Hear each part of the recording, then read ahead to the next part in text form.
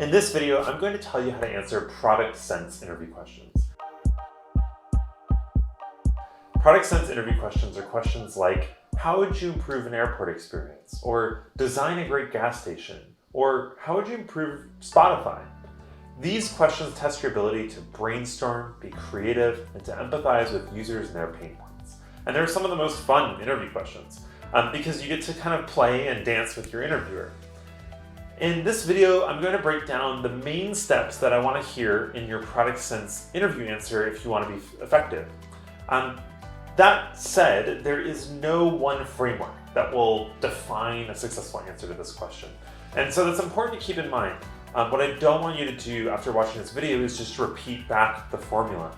What's better is to kind of customize and craft the framework that makes the most sense for answering that question or for answering that particular instance of that question for yourself based on the framework that you might hear in this video, as well as other example videos that you can watch in the description below.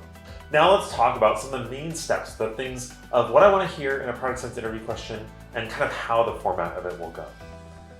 First, users. We always want to start with the users. So let's take the example of designing and improving a library, for example. Who are the users of the library? Are they the children? Are they the parents? Are they community members who want to get involved? And by identifying and enumerating the users that are potential users of this product and experience, we can then talk about their pain points the next step. Now, again, in these interview questions, what I don't want you to do is to just pick a user out of the big gate. Instead, what's better is to think through all the users that could be potential users, enumerate them to your interviewer, talk about the nuances of each, and then maybe select a few that you want to focus on or target in the next stage. And so now, stage 2 of this interview, you'll be talking about pain points. And so this pain point discussion often happens in reference to these users. So for example, if it's kids, maybe libraries are boring. Or if it's parents, maybe libraries are still boring for the parents. And there's nothing for them to do while their kids are there. And so you can think through the different pain points of the users, the different experiences. Another case could be someone who wants to find a book, and the pain point is finding the book. And so you can think through, okay, maybe your college student is going to the library and they're going there to do research. And what's the biggest pain point with research? Well, they cannot find the material that they need to find in order to be effective. And so now you can kind of have a nuanced discussion about the different pain points that are involved, highlighting which aspects are maybe more severe pain points or more important to address, and talking about the nuances of each of those. And so again, we're having a divergent conversation where we're talking about the different pain points. Next, we can start to actually brainstorm ideas. And so now, our goal is to improve the library experience. We've talked about some users, we've talked about some pain points. Let's say it's for kids, and let's say that it's boring. And now we want to talk actually about, okay, what are some ideas of how to improve this experience?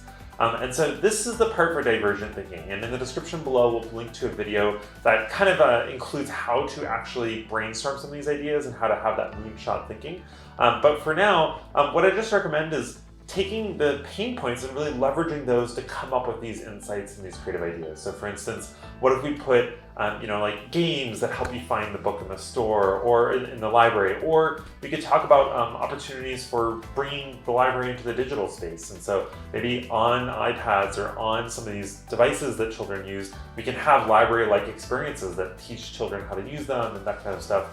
And then lastly, maybe there's a social component to libraries that's sort of missing, and the libraries are community spaces, and so maybe making more rich, and adding in some of the digital technology to make fun, interactive exhibits, almost like kids' museums sort of in libraries where there's maybe iPads on display, you can browse through, learn facts, and kind of get bite-sized information that might be more appropriate.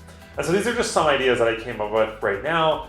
Those aren't really super fleshed out, and in the interview you'll have more time to flesh them out, and just make sure that as you go through the interview, you're always kind of bubbling back up to the users and the pain points, because that's your goal. That's what you're trying to address.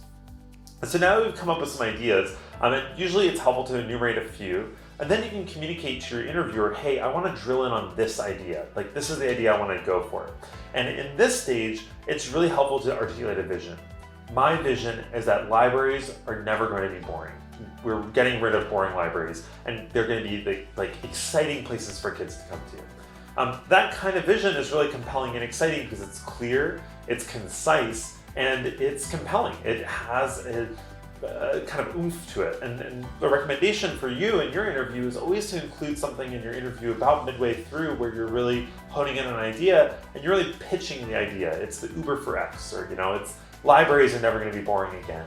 That can really compel an interviewer to understand how you know how to think about product development, but also how to articulate the value of products to people and to persuade others on your team to kind of be compelled by these product ideas. And so next we want to talk about features. So what are the specific components of this product experience that are going to be relevant for the product to be successful? And this is kind of where you get in with the interviewer. You kind of play back and forth. So for instance, I might talk more about that iPad idea, about the idea of kind of making museum stand experiences in the library. And we talk more about how we build it, what it would look like, some of the trade-offs involved with it. And you can kind of get into the nitty-gritty there. The danger of talking about features, and when you start talking about features with your interviewer, always keep that vision in mind and always keep those users and the sort of pain points in mind. So when I'm evaluating if I should launch this feature or not launch this feature, and when I sort of talk to my interviewer about it, it's really, really important to remember and to articulate, hey, our goal here is to make libraries not boring. We really want to target this pain point. So if it does not satisfy that criteria, we shouldn't prioritize it, or we should prioritize things relative to that criteria. And then sort of as you get toward the end of the interview, your interviewer may ask you, how would you measure success? And so you can talk more about metrics that you might use. So we might have a score that kids give of how much they like the library. We might also look at retention metrics of how frequently they come back to the library or they want to come back to the library. And engagement on the features and the things that we built. Are they actually playing with it and using it? All these sorts of things will be really helpful indicators of whether or not what we did was successful and whether or not we accomplished our vision. And then lastly, my recommendation is always to talk about pitfalls. What did we miss in this discussion? Or what are some metrics that we maybe didn't evaluate that we should evaluate as we think about launching this product? And so there's always a healthy discussion to have around trade-offs at the end.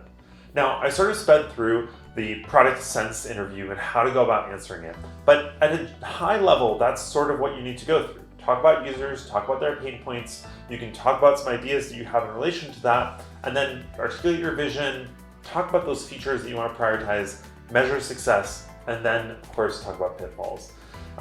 Throughout the interviews will change dramatically, and it's hard to articulate exactly what the interviews are like because there's a lot of back and forth with the interviewer as well. If you want to see examples, Exponent has launched tons of examples on YouTube. You can check them out in the description below. You can also check out hundreds more videos of actual answers from top-tier tech company product managers actually asking, the ones who actually asked the questions, we asked them the questions back to see how they'd answer them. And so you can check out all of that at tryexponent.com to see our courses, questions, peer-to-peer mock interview platform, and more.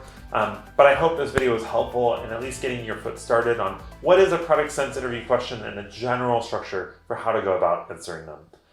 Good luck with your upcoming product management interview.